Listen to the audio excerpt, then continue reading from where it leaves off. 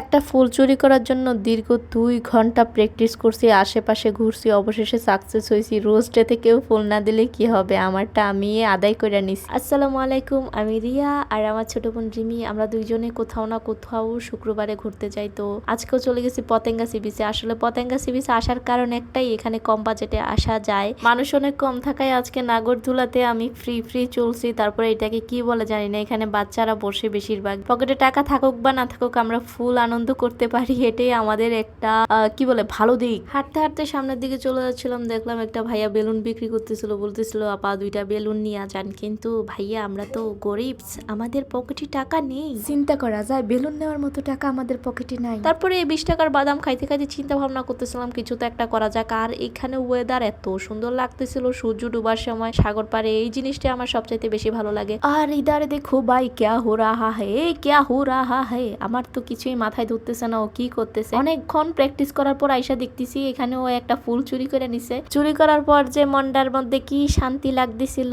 যাই হোক, ফাঁকে গিয়ে ছবি টবি তুলে আসি। তো ভিডিওটা ভালো লাগলে লাইক কমেন্ট সাবস্ক্রাইব করে দিবেন। টাটা, আল্লাহ হাফেজ, বাই বাই।